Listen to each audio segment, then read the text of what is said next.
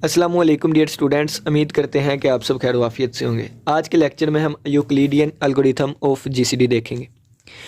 Euclidean algorithm एक process होता है जीसीडी को फाइंड करने का। ठीक है, यूक्लिडियन एल्गोरिथम एक एफिशिएंट वे है, efficient way to find GCD को फाइंड करने का। सबसे पहले हम एक काउंटर एग्जांपल ले लेते हैं यूक्लिडियन एल्गोरिथम की, और फिर हम इसको प्रूव करेंगे और देखेंगे यूक्लिडियन एल्गोरिथम आखिर में है क्या।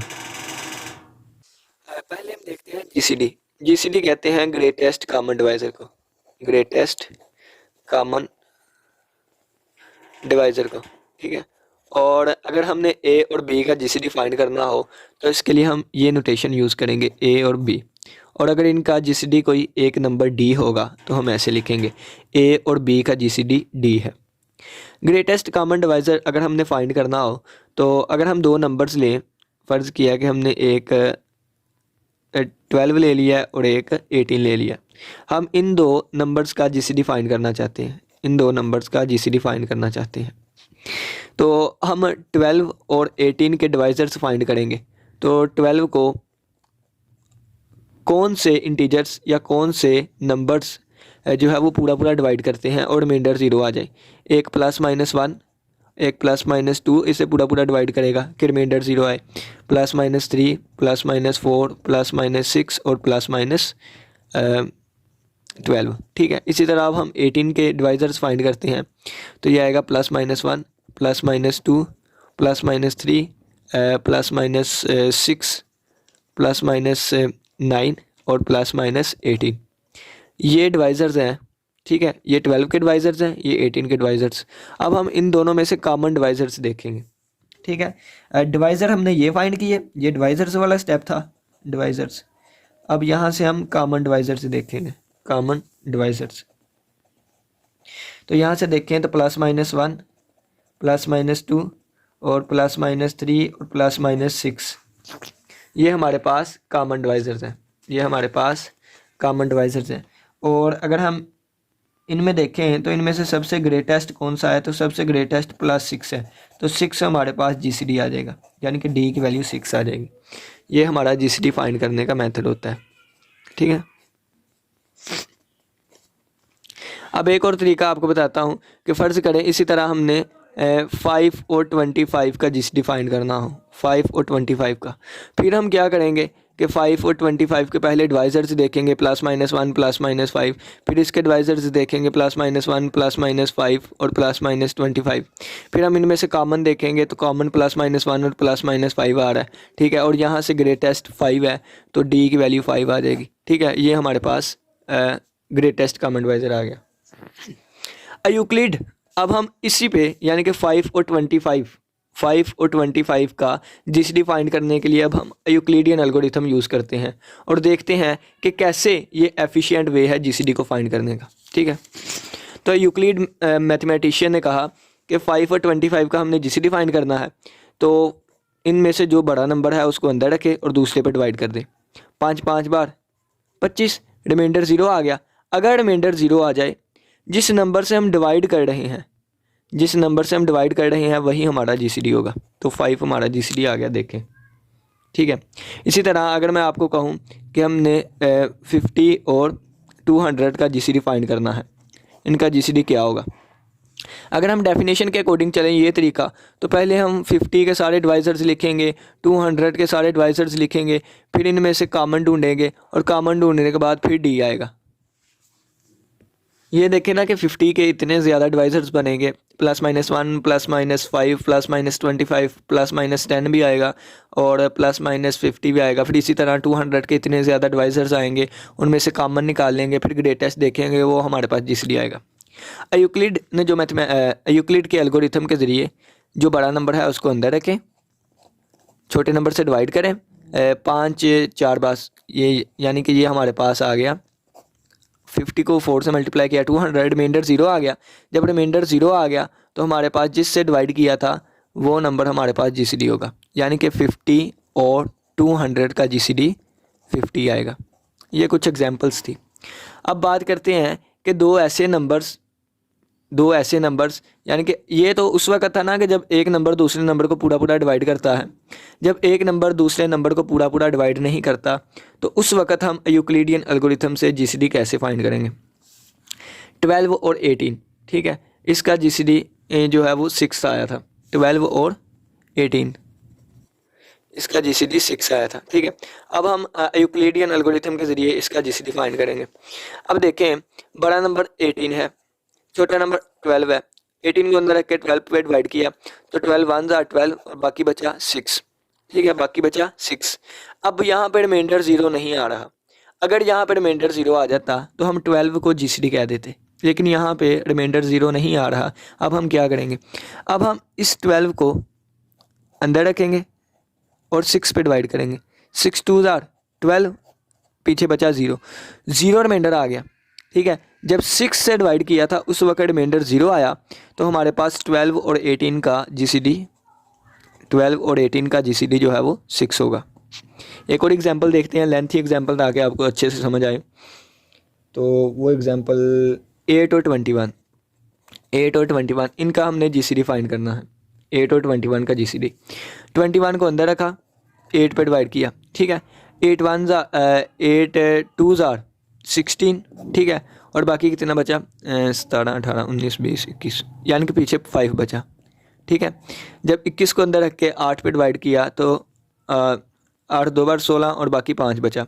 अब 5 जो है यहाँ पे 0 अगर आ जाता तो हम कह देते 8 हमारा जीसीडी है, लेकिन यहाँ पे 0 नहीं आया। अब इस 8 को अंदर रखेंगे और 5 पे डिवाइड किया, 5 एक बार, 5 पीछे 3 आया, ठीक है। अब दोबारा 0 नहीं आया, हमने उस वक्त तक इसको आगे प्रोसीड करते जाना है जब तक रिमाइंडर 0 नहीं आ जाता। अब ये 3 आया तो अब इस 5 को अंदर रखा और 3 पे 3 1 ज़ा 3 2 आया। अब इस 3 को अंदर रखेंगे, 2 1 ज़ा 2, पीछे 1 बचा, ठीक है। अब इस 2 को अंदर रखा, इस वाले 2 को, 2 1 2 ज़ा 2, अब रिमाइंडर हमारे पास 0 आ गया। अब रिमाइंडर 0 आ गया तो 1 से डिवाइड किया है तो हमारे पास रिमाइंडर 0 आया। तो इसका मतलब 8 और 21 की जीसीडी 8 और 21 की जीसीडी 1 होगी, ठीक है। अब देखें, ये जो 1 जीसीडी आया है ये 1 और 2, यानी कि ये जो 1 जीसीडी आया है ये 1 और 2 का जीसीडी 1 है, इन दो का जीसीडी 1 है। 2 और 3 का जीसीडी भी 1 ही है, 3 और 5 का जीसीडी भी 1 ही है, 5 और 8 का जीसीडी भी 1 ही है, और 8 और 21 का जीसीडी ये भी 1 ही होगा, ठीक है। ये कुछ यूक्लिडियन एल्गोरिथम था जो उसने स्टेप्स बताए। अब ये तो हम एग्जांपल्स के ज़रिए समझ रहे हैं, अभी हम इसका प्रूफ देखते हैं। अब एक और यूक्लिडियन एल्गोरिथम की मज़े की बात, यानी कि ये 8 और 21 है ना, इनके डिफरेंस का भी जीसीडी 1 नहीं आएगा। 21 में से 8 निकाले, 21 में से 8 का 8 वैसे ही रहने दिया, 21 में से 8 निकाले तो ये हमारे पास आएगा 13, ठीक है। 8 और 13 का जीसीडी भी 1 होगा। 13 में से 8 निकाले तो 5 और इनका जीसीडी भी 1 होगा, और 8 में से 5 निकाले 3 और 5 का जीसीडी भी 1 नहीं होगा। 5 में से 3 निकाले 2 तो 2 और 3 का जीसीडी भी 1 होगा। 3 में से 2 निकाले 1 और 2 का जीसीडी भी 1 होगा। 2 में से 1 निकाले 1 और 1 का जीसीडी भी 1 होगा। 1 में से 1 निकाला 0 और 0 और 1 का जीसीडी भी 1 होगा, और बाकी आप 1 में से 0 जितना मर्जी माइनस करें 0 और 1 ही आता रहेगा और इनका जीसीडी 1 ही होगा, ठीक है। ये हमारे पास यूक्लिडियन एल्गोरिथम की कुछ खूबसूरती थी, कुछ चीज़ें थी उसकी। यहीं से आगे ना, इससे आगे वाला जो टॉपिक होगा वो बेजर्ट्स आइडेंटिटी होगा या बेजर्ट्स लेमा, तो वो सारा जो है ना इसी चीज़ पे बेस होगा। लेकिन आज का हमारा लेक्चर यूक्लिडियन एल्गोरिथम है तो हम इसको ही डिस्कस करेंगे। अब हम पेपर में कैसे लिख के आएंगे वो तो बुक पे लिखा हुआ है, अब हम इसको थोड़ा सा समझते हैं, ठीक है। बुक के लिहाज से बताऊंगा ताकि आप अच्छे से अच्छे बुक को पढ़ के अंडरस्टैंड कर सकें, ठीक है ना। स्टेटमेंट इसकी कहती है कि अगर ए और बी 2 इंटीजर्स हो, ठीक है, ए और बी हमने 2 इंटीजर्स ले लिया, तो अब ये 2 इंटीजर्स दोनों ज़ीरो नहीं होने चाहिए, दोनों ज़ीरो नहीं होने चाहिए। इन दोनों में से यानी कि ए 0 हो गया, बी 0 हो गया, ये केस नहीं हमने लेना। ए 0 बी की वैल्यू कुछ भी हो सकती है, ए की वैल्यू कुछ भी हो सकती है, बी 0 हो गया, ए की वैल्यू कुछ भी, बी की वैल्यू भी कुछ भी हो सकती है। बस ये वाला केस नहीं लेना, बाकी कोई भी केस हम ले सकते हैं, ठीक है। ये केस क्यों नहीं लेना ये भी आपको बताऊँगा। नेक्स्ट आ गया कि ए और बी हमने दो इंटीजर्स लिए हैं, ए और बी दोनों ज़ीरो नहीं होने चाहिए, कम से कम एक जो है वो नॉन ज़ीरो हो। अगर यही जो बातें मैंने लिखी हैं इसको अगर मैं मैथमेटिकली परफॉर्म करूं तो ये होगा A square plus B square not equal to zero. ठीक है, ए और B, A square plus B square, इनका आंसर ज़ीरो नहीं आना चाहिए। इसका आंसर ज़ीरो उसी वक्त आएगा जब ये ज़ीरो होगा, यानी कि ए भी ज़ीरो हो जाए बी भी ज़ीरो, उस वक्त आंसर ज़ीरो आएगा, वगरना ज़ीरो नहीं आ सकता। यानी कि इसी को मैथमेटिकली लिखा हुआ है। ठीक है, आगे देखें कि अगर कहा गया है ए और बी इंटीजर्स में से बिलोंग करते हों तो कोई ना कोई जीसीडी लाजमी एग्जिस्ट करेगा, यानी कि इनका जीसीडी लाजमी एग्जिस्ट करेगा। और कहा गया है ये जो डी आएगा ये हमारे पास यूनिक आएगा, यूनिक आएगा। यानी कि अगर हम 8 और 21 का जीसीडी अगर 1 आया है ना तो 1 के अलावा कोई और नंबर नहीं आ सकता, सिर्फ 1 नहीं आएगा। ठीक है, अगर मैं 8 और 21 के जीसीडी को D1 का नाम दे दूं और 8 और 21 के जीसीडी को एक कहूं कि D2 भी है तो D1 D2 के इक्वल होगा, यानी कि इसका भी आंसर 1 होगा, इसका भी आंसर 1 नहीं होगा। ये हमारे पास यूक्लिडियन एल्गोरिथम की स्टेटमेंट है। अगर ए बी दो इंटीजर हैं तो इनका जीसीडी लाजमी होगा, कोई ना कोई जीसीडी लाजमी होगा, और अगर जीसीडी होगा तो वो यूनिक होगा। ये हमें स्टेटमेंट कहती है। ए और बी हमने दोनों को ज़ीरो नहीं लेना, कोई एक ज़ीरो हो सकता है, कोई एक नॉन ज़ीरो होना चाहिए। ठीक है, चलिए आइए हम इसके एग्जिस्टेंस को प्रूव करते हैं, एग्जिस्टेंस को। ठीक है, पहले एग्जिस्टेंस प्रूव करेंगे और फिर बाद में इसकी यूनिकनेस को प्रूव करेंगे। एग्जिस्टेंस में हमारे पास दो केस आ जाते हैं आपकी बुक के अकॉर्डिंग, केस नंबर 1 और 2।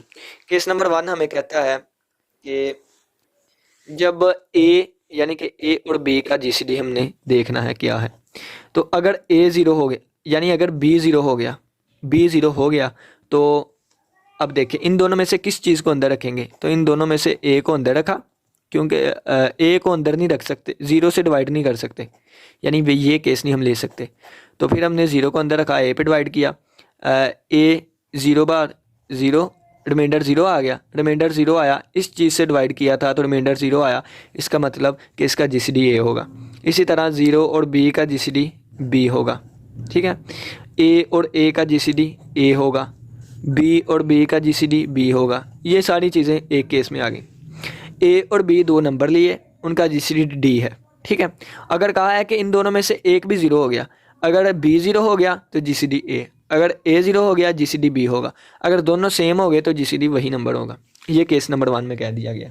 ठीक है, अब केस नंबर 2 देखते हैं। ठीक है, यानी कि इनका जीसीडी एग्जिस्ट कर गया। अब केस नंबर 2 देखते हैं। केस नंबर 2 में हमने ए और बी का जीसीडी फाइंड करना है। ए और बी आपस में इक्वल भी नहीं है और ए और बी में से कोई ज़ीरो के इक्वल भी नहीं है। ज़ीरो वाले केस तो हमने यहाँ देख लिए ना, अब ज़ीरो के अलावा वाले केस हम यहाँ देखते हैं। अब कहा गया है कि आप ए और बी का जीसीडी लें या माइनस ए बी का जीसीडी लें या ए माइनस बी का जीसीडी लें या माइनस ए माइनस बी का जीसीडी लें, सभी का आंसर सेम आएगा। ठीक है, ये अब छोटी वीडियो बनानी है, जितनी हो सकी तो आप इनको ना प्रूव भी कर सकते हैं, यानी कि आप 5 - 7 और यानी कि 8 और 24 कर लें। ठीक है, इनका जीसीडी 8 होगा। आप दोनों को माइनस कर दें फिर भी जीसीडी 8 होगा, दोनों को प्लस कर दें जीसीडी 8 होगा, इसको नेगेटिव इसको पॉजिटिव कर दें फिर भी जीसीडी 8 होगा। तो आप ये प्रूव कर सकते हैं। अब देखते हैं हम इसको प्रूव करते हैं। अब देखें कि इन सभी का जीसीडी सेम ही है, इसके लिए प्रूव कर सकते हैं, इसके लिए भी, इसके तो हम अपनी कैलकुलेशन को इजी करने के लिए इसके लिए प्रूव करेंगे, यानी कि D = AB, इसके लिए प्रूफ लेके चलेंगे।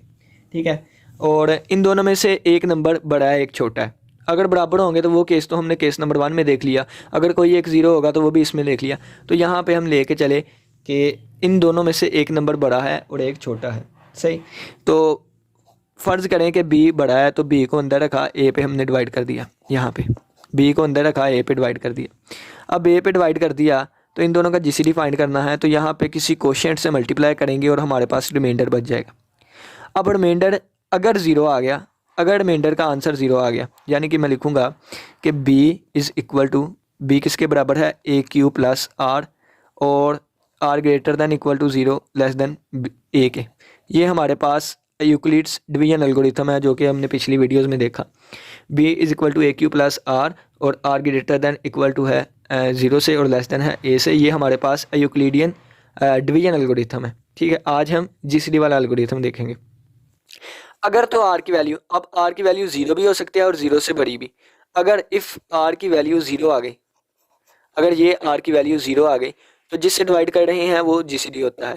ठीक है, अगर आर की वैल्यू 0 आ गई तो हम कहेंगे कि B is equal to A Q, B is equal to A Q, यानी कि डिविजिबिलिटी की डेफिनेशन अगर हम लगाएं तो ए डिवाइड करता है बी को, क्यू कोई भी इंटीजर है। ठीक है, ए डिवाइड करता है बी को, और हम कहेंगे कि ए और बी का जो जीसीडी होगा, ए और बी का जो जीसीडी होगा वो हमारे पास ए होगा, क्योंकि हम ए से डिवाइड कर रहे हैं। ठीक है, और अगर ये आर 0 के इक्वल नहीं आता, यानी कि if R doesn't equal to 0, अगर आर का आंसर 0 नहीं आया तो फिर हम क्या करते हैं, ये वाले नंबर को अंदर रख के इस पे डिवाइड कर देते हैं। तो यहाँ पे क्वोशंट था, यहाँ पे रिमाइंडर था। अब हम क्या करते हैं कि डिफरेंस के लिए हम इसको Q1, इसको R1 का नाम दे देते हैं, इसको R1 का, इसको R1 का नाम दे दिया, इसको R1 Q1 का, और ठीक है R1। अब नेक्स्ट हम देखें तो R1 को जब हम Q2 से मल्टीप्लाई करेंगे, कोई नंबर आएगा, माइनस करेंगे तो यहाँ पे कोई ना कोई और रिमाइंडर आ जाएगा, R2 आ जाएगा।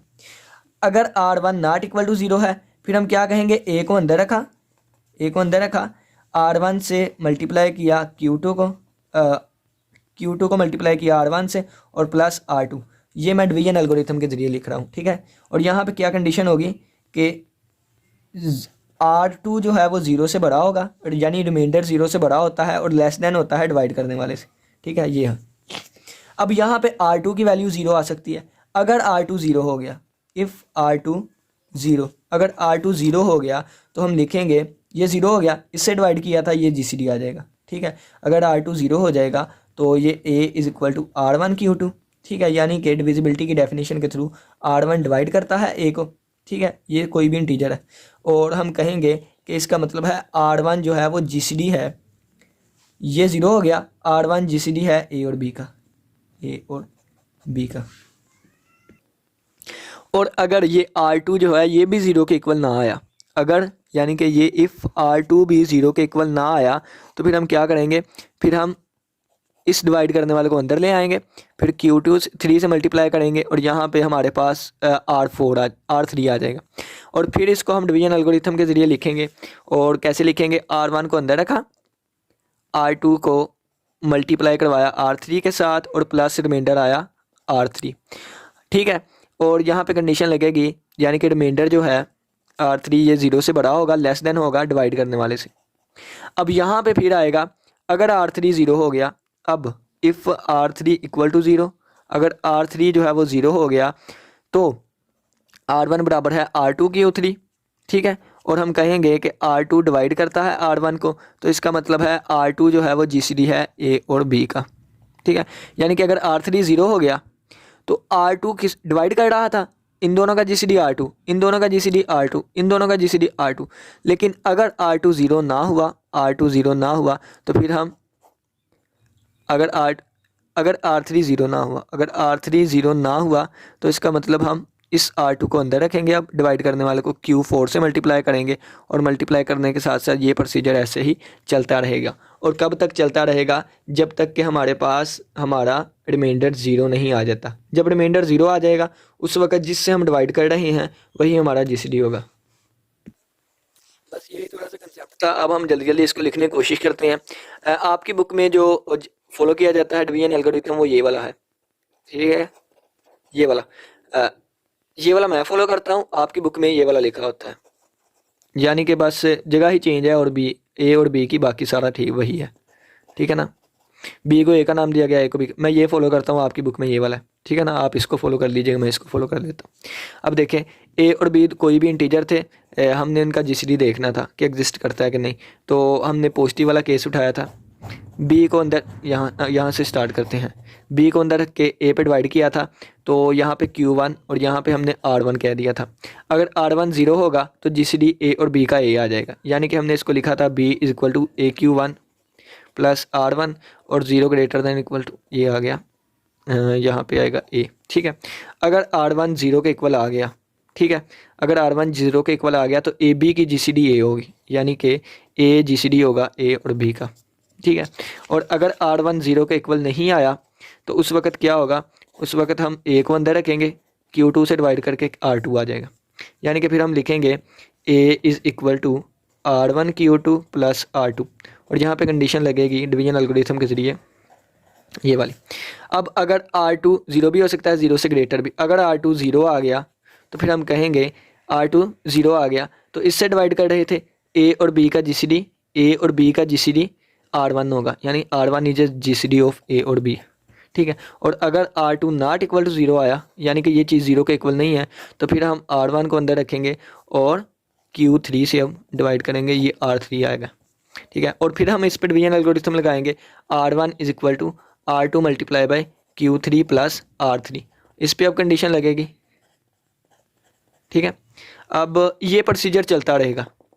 अब देखें कि अगर अब R3 0 के इक्वल आ गया, R3 0 के इक्वल आ गया, R2 से डिवाइड कर रहे थे, ए और बी का GCD R3 होगा, यानी कि R3 is a GCD of A and B. और अगर R3 जो है वो नॉट इक्वल टू 0 आया, अगर R3 नॉट इक्वल टू 0 आया तो फिर ये प्रोसीजर चलता रहेगा, कहाँ तक जाएगा। फ़र्ज़ करें कि हमने Rn से डिवाइड किया, फ़र्ज़ करें कि हमने Rn से डिवाइड किया तो हमारा GCD 0 आ गया। अब देखें ना कि कोई ऐसा स्टेप भी तो लेके आना कि जहाँ पे जाके हमारा GCD 0 आ जाए, और अगर GCD जहाँ पे जाकर रिमाइंडर 0 आ जाए, अगर रिमाइंडर 0 ही नहीं आएगा चलते चलते, तो हमारा ये प्रोसेस कैसे कंप्लीट होगा। दूसरी बात ये कि हमेशा दो कोई भी नंबर ले लें, रिमाइंडर लाजमी 0 आएगा। तो इन्फिनिट पे जाके nth नंबर पे जाके हमने कह दिया कि हमारा रिमाइंडर 0 आ गया। अब देखें हाँ रिमाइंडर 0 आ, अब यहाँ पे R2 है, यहाँ पे फ़र्ज़ करें कि n की वैल्यू 2 है, ठीक है। R2 यहाँ पे Q3, यानी कि यहाँ 2 था यहाँ 3 हो गया, तो यहाँ पे Qn प्लस 1 आएगा, ठीक है। अब यहाँ पे R1 बाहर 2 था अंदर 1, यहाँ n है तो अंदर n माइनस 1, ठीक है। अब देखें कि यहाँ पे R2 यहाँ R3, यहाँ R2 था यहाँ R3, यानी कि 2 प्लस 1 3, तो यहाँ Rn प्लस 1 की वैल्यू 0, ठीक है। अगर हम इसको डिवीजन एल्गोरिथम के ज़रिए लिखना चाहें तो Rn माइनस 1 को अंदर रखा, Rn से डिवाइड किया, इसको Qn प्लस 1 से मल्टीप्लाई किया था, और प्लस हमारे पास Rn प्लस 1 आया था। और इस स्टेप पे पहुंच के हमने कह दिया Rn प्लस 1 की वैल्यू 0 आ गई है, और ये लेस देन किससे है, Rn से है, तो हमारा जो GCD होगा, यानी कि Rn प्लस 1 इसकी वैल्यू 0 आ गई है, और हमारा GCD होगा, Rn से डिवाइड किया था, Rn से डिवाइड किया था ना, तो GCD ऑफ ए भी हमारे पास Rn आ जाएगा, ठीक है। यानी कि जब रिमाइंडर 0 आएगा, जिस चीज़ से डिवाइड कर रहे हैं वो हमारा ए और बी का GCD होगा, ये हमारा है। अब इससे पीछे वाला अगर हम स्टेप देखें तो ये Rn माइनस 1 है, तो इससे पीछे वाला स्टेप Rn माइनस 2, ठीक है। Rn माइनस 1 हो जाएगा ये, और Qn हो जाएगा ये, और प्लस Rn प्लस 1 है, ये Rn हो जाएगा, ठीक है।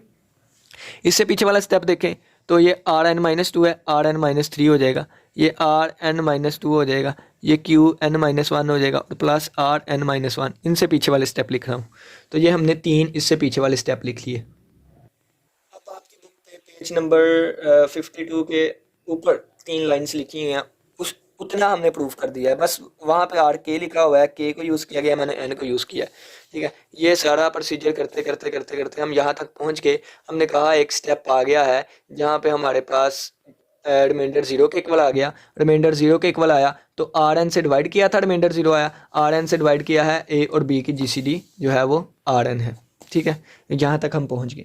अब हमने कह दिया कि GCD जो है वो Rn है, तो GCD की 3 कंडीशंस होती हैं। नंबर 1 कंडीशन ये कि GCD जो है, यानी कि अगर मैं D ही कहूँ इसे, यानी कि D ही कहूँ तो D ग्रेटर दैन 0 होता है। नंबर 2 कंडीशन होती है D डिवाइड करता है A को, D डिवाइड करता है B को। तीसरी कंडीशन होती है एक इंटीजर C लें, वो A को डिवाइड करे, C B को भी डिवाइड करे, देन C जो है वो D को भी डिवाइड करे, ठीक है। तो यहाँ पे हमारा GCD Rn आया है, तो Rn ग्रेटर दैन 0 होना चाहिए, Rn A को भी डिवाइड करे और Rn B को भी डिवाइड करे। अब तीसरी कंडीशन, अगर C जो है वो A को डिवाइड करता है, C B को डिवाइड करता है, देन C जो है वो Rn को भी डिवाइड करे। ये 3 कंडीशंस हम पूरी करेंगे, ठीक है। अब देखें कि पहली कंडीशन हम लेके चलते हैं, हमने प्रूफ करवाना है Rn ग्रेटर देन है 0 के। अब GCD आ गया है तो GCD की कंडीशंस की भी तो फुलफिल करें ना। आर एन ग्रेटर देन है 0 के, ये हमने प्रूव करना है। तो ये लास्ट वाली स्टेटमेंट देखें, ये वाली लास्ट वाली स्टेटमेंट, इसकी वैल्यू 0 है, यानी कि 0 और ये लेस देन है आर एन से। ये देखें आर एन ग्रेटर देन है 0 से, तो ये हमारा प्रूव हो गया। यानी कि अगर इसको हम स्टेटमेंट नंबर कौन सा नाम उन्होंने दिया, आपकी बुक में तो कोई नाम नहीं दिया गया, ठीक है, तो हमें साफ नज़र आ रहा है, ये देखें कि आर एन है ग्रेटर देन है 0 के, हमारा प्रूव हो गया, ठीक है। पेपर में कैसे लिख के आना, बुक पे लिखा है, मैं सिर्फ समझाना ही है कि ये देखें नज़र आ रहा है, तो ये देखें यहाँ पे हमने लिख दिया। सेकंड कंडीशन ये है कि हमने प्रूव करना है आर एन ए को भी डिवाइड करता है एंड आर एन जो है वो बी को भी डिवाइड करता है, ये हमने प्रूव करना है। तो चलें जी, इसको हम प्रूव करते हैं। अब देखें इस स्टेटमेंट को अगर देखें, यानी कि लिखा हुआ है R N minus one equal to R N Q N plus one plus R N plus one, जहाँ पर हमारे पास 0 आ गया है, आर प्लस लेस देन है आर, यानी कि हमने कह दिया ये चीज़ 0 हो गई, ठीक है। जब ये चीज़ 0 हुई थी उस वक़्त आर एन हमारे पास जब ये चीज़ 0 हुई थी तो उस वक़्त आर एन हमारे पास GCD आया था, ठीक है।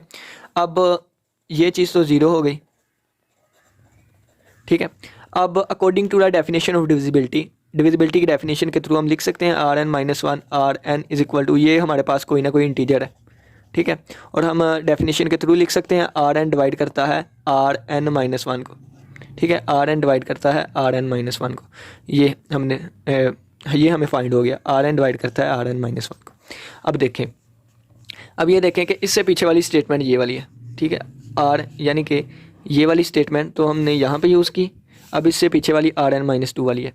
अब देखें आर एन को तो लाजमी डिवाइड करेगा, ठीक है, आर एन इसको डिवाइड करता है कि नहीं, तो आर एन जो है वो आर एन माइनस वन को डिवाइड करता है, ये देखें, तो आर एन माइनस वन को भी डिवाइड करेगा, यानी R N minus one multiply by Q N को भी करेगा। अगर ए डिवाइड करता है ना बी को, तो ए डिवाइड करेगा बी सी को भी। इसी तरह अगर आर एन डिवाइड करता है आर एन माइनस वन को, तो आर एन डिवाइड करेगा R N minus one Q N को भी, ठीक है। तो अगर इसको भी डिवाइड करता है आर एन, इसको भी डिवाइड करता है, इन दोनों को भी करेगा, ठीक है, इन दोनों को भी करेगा। और ये दोनों किसके इक्वल है, आर एन माइनस टू के, यानी कि आर एन जो है आर एन माइनस टू को भी डिवाइड करेगा, ठीक है, ये भी हमें मिल गया। अब देखें आर एन माइनस वन को तो आर एन डिवाइड करता है, यहाँ पे हम देख के आए, ठीक है, आर एन माइनस वन को डिवाइड करता है। अब आर एन माइनस टू को भी डिवाइड करता है, तो इस वजह से इसे भी डिवाइड करेगा, आर एन माइनस टू है और क्यू एन इसको भी डिवाइड करेगा। अब आर एन इसको भी डिवाइड करता है, इसको भी डिवाइड करेगा, तो मुकम्मल को भी डिवाइड करेगा, मुकम्मल को डिवाइड करता है तो ये मुकम्मल इसके इक्वल है, यानी कि आर एन जो है वो आर एन माइनस थ्री को भी डिवाइड करेगा, ठीक है। इसी तरह ये स्टेप्स ऊपर ऊपर ऊपर ऊपर चलते गए एंड पे आके हम यहाँ पे आए कि आर एन इसको भी डिवाइड करता होगा, ठीक है, और आर एन आर टू को भी डिवाइड करता होगा, आर टू को भी डिवाइड करता है, आर थ्री को भी करता है, इसका मतलब इस पूरे को करता है, तो इसका मतलब आर एन जो है आर वन को भी डिवाइड करेगा। इसी तरह आर एन जो है वो आर टू को भी डिवाइड करता है, यहाँ पे देखा, आर एन आर वन को भी डिवाइड करता है, ये देखा हमने। अब इसको भी डिवाइड करता है, इसको भी, इस पूरे को भी डिवाइड करेगा, तो आर एन जो है वो ए को भी डिवाइड करेगा, ठीक है। अब देखें ऊपर आ जाए, अब आर एन जो है वो आर वन को भी डिवाइड करता है, ये देख के आए, आर एन ए को भी डिवाइड करता है, इसका मतलब इस पूरे को भी करेगा, इसको भी करेगा, इसको भी डिवाइड करता है, इसको भी, इसका मतलब पूरे को डिवाइड करेगा, पूरे को डिवाइड करेगा, ये बी के इक्वल है, तो आर एन जो है वो बी को भी डिवाइड करेगा, ठीक है। हमने प्रूव कर दिया आर एन ए को भी डिवाइड करेगा, आर एन बी को भी डिवाइड करेगा, ठीक है। दूसरी कंडीशन फुलफिल हो गई, आर एन डिवाइड करता है ए को एंड आर एन डिवाइड करता है बी को। अब तीसरी कंडीशन हम फुलफिल करेंगे, और तीसरी कंडीशन ये है कि अगर हम एक नंबर सी ले लें तो सी डिवाइड करे ए को भी, सी डिवाइड करता हो बी को भी, देन हम कहेंगे कि सी डिवाइड करता है जीसीडी को भी, यानी कि सी डिवाइड करे आर एन को भी। तो चलिए आइए हम देखते हैं कि अब मैं दोबारा ऊपर तो कितना ज़्यादा लिखने को जगह नहीं, चलिए थोड़ी सी जगह है। अब देखते हैं b is equal to A Q one plus R one लिखा हुआ था, फिर हमने नीचे लिखा a is equal to R one Q two plus R two, फिर हमारे पास आया कि R one is equal to R two Q three plus R three, और फिर आया R two is equal to R three Q four plus R four. ये इस तरह सिस्टम चलता गया, ठीक है, और ख़त्म कहाँ पे हुआ, यहाँ पे आके ख़त्म हुआ था, ये तीन स्टेटमेंट पे, ठीक है। अब देखें कि अगर हमने एक सी नंबर लिया है जो ए को भी डिवाइड करता है बी को भी, तो हमने प्रूव करना है कि सी जो है आर एन को भी डिवाइड करे। अगर इसको करता है इसको भी, यानी कि ये गिवन है सी जो है ए को डिवाइड करता है बी को भी, फिर वो आर एन को डिवाइड करे। अगर ए को डिवाइड नहीं करता तो फिर ना करे कोई बात नहीं, बी को नहीं करता ना करे कोई बात नहीं, लेकिन कहा गया है अगर ए को भी डिवाइड करे बी को भी डिवाइड करे उस वक्त वो आर एन को भी डिवाइड करे। चलिए हम देख लेते हैं। सी जो है वो बी को भी डिवाइड करता है ए को भी, तो हम यहाँ से लिख सकते हैं R one is equal to B minus A Q one. ये वैसे ही हमने मैथमेटिकली लिख लिया। R two is equal to A minus R one Q two. R three is equal to, यानी कि ये वाली चीज़ें उधर लेके, is equal to R one minus R two Q three, और यहाँ पे R four is equal to R two minus R three Q four. सी जो है वो ए को भी डिवाइड करता है बी को भी, ए को भी डिवाइड करता है बी को भी, ए को भी डिवाइड करेगा यानी कि ए क्यू वन को भी डिवाइड करेगा, बी को डिवाइड करता है बी को भी, इसको भी करता है इसको भी करता है, यानी कि सी जो है वो आर वन को भी डिवाइड करेगा। अब देखें सी ए को भी डिवाइड करता है, सी आर वन को भी डिवाइड करता है, इसका मतलब इससे भी डिवाइड करेगा, इससे भी, इस पूरे को डिवाइड करेगा, सी आर टू को भी डिवाइड करेगा। अब देखें सी जो है वो आर वन को भी डिवाइड करता है, सी जो है आर टू को भी डिवाइड करता है, यानी कि इसको भी करेगा इसको भी करेगा, सी इस पूरे को भी डिवाइड करेगा, इस पूरे को डिवाइड करेगा, आर थ्री को भी डिवाइड करेगा, सी आर थ्री को भी डिवाइड करता है, सी आर फोर को भी इसी तरीके से डिवाइड करेगा। सो ऑन करता करता सी जो है वो आर एन माइनस टू को भी डिवाइड करेगा, सी आर माइनस फोर को भी करेगा, वन कर लेते हैं, और सी आर एन को भी डिवाइड करेगा। तो हमने प्रूव कर दिया कि सी अगर ए और सी अगर बी को डिवाइड करता है सी आर एन को भी डिवाइड करेगा। कंसेप्ट देख लें दोबारा, इसी तरीके से हम चलते आ रहे हैं ना, तो C R N minus one को भी डिवाइड करेगा, आर एन माइनस टू को भी डिवाइड करेगा, इसको डिवाइड करता है, इसका मतलब आर एन माइनस थ्री को भी करेगा। इस तरीके से चलते चलते नहीं है, यहाँ से थोड़ा सा उलट हो गया। तो पहले हम यहाँ से आर एन माइनस वन की वैल्यू निकाल लेंगे, ठीक है। आर एन माइनस थ्री और minus R N minus two Q one plus one, इसको भी डिवाइड करता है इसको भी, इसको करेगा, यानी कि इन दोनों को डिवाइड करता है इसको भी करेगा, ठीक है। जब R two R N minus one को भी डिवाइड करेगा इसको भी करेगा। तो इस तरीके से हमने प्रूव कर दिया कि सी अगर ए को डिवाइड करता है बी को करता है तो सी आर एन को भी डिवाइड करेगा। नेक्स्ट हमारे पास यूनिकनेस है, वीडियो लेंथी हो गई है, तो यूनिकनेस यही है, अगर ए और बी का जी सी डी डी वन है, ए और बी का जी सी डी डी टू भी आ रहा है, तो हमने प्रूव करना है डी वन डी टू के इक्वल है, यानी कि जी सी डी सिर्फ एक नंबर ही आ सकता है, दो नंबर्स नहीं आ सकते, ठीक है। ये हमने प्रूव करना है। अब देखिए फ़र्ज़ करें कि एक जी सी डी कॉमन डिवाइज़र तो सभी होंगे, यानी कि चलें जी हम मान लेते हैं ये जी सी डी कोई और है ये कोई और है, तो कॉमन डिवाइज़र ये भी होगा ये भी होगा, ठीक है। अब हमने प्रूव करना है कि डी वन डी टू के इक्वल है। फ़र्ज़ करें कि हम कहें डी वन जो है वो जी सी डी है, ठीक है, और डी टू हमारे पास अकेला कॉमन डिवाइज़र है, यानी कि सी वाला काम कर रहा है। अगर सी वाला काम ये कर रहा है तो जी सी डी की तीसरी कंडीशन है कि सी जो है वो डी को भी डिवाइड करेगा, यानी कि डी टू जो है वो डी वन को भी डिवाइड करेगा। अब हम मान लेते हैं ये कॉमन डिवाइज़र है, ये जी सी डी है, ठीक है। तो इसका मतलब कि डी वन जो है वो डी टू को डिवाइड करेगा, यानी कि सी जो है वो डी को डिवाइड करेगा। अब एक number D two D one को डिवाइड करता है, डी वन डी टू को, तो हम थ्योरम पढ़ के आए थे, ए डिवाइड करता है बी को, बी डिवाइड करता है ए को, इसका मतलब ए बराबर है प्लस माइनस बी के, ठीक है। तो इसका मतलब डी टू बराबर है प्लस माइनस डी वन के, ठीक है। अब देखें कि जी सी डी कभी भी नेगेटिव तो हो नहीं सकता, हमेशा जीरो से बड़ा होता है, तो D two is equal to D one. तो ये हमारा प्रूव हो गया, यूनिकनेस प्रूव होगी। उम्मीद करते हैं आज के लेक्चर की समझ आई होगी। कोई भी क्वेश्चन वो आप पूछ सकते हैं। तो एग्जांपल्स आपकी बुक में एक और एग्जांपल है, हमने जीसीडी फाइंड करना है 12,378 और 3054 का। तो वो एग्जांपल्स मैंने शुरू में ज़्यादा करवा दी हैं, तो आप उम्मीद है कि वो खुद कर सकते हैं। इसी के साथ इजाज़त दीजिए। अल्लाह हाफिज़, अल्लाह निगहबान। पेपर में कैसे लिख के आना है ये आपकी बुक पे मौजूद है, तो चीज़ें समझानी थी वो मैंने समझा दी।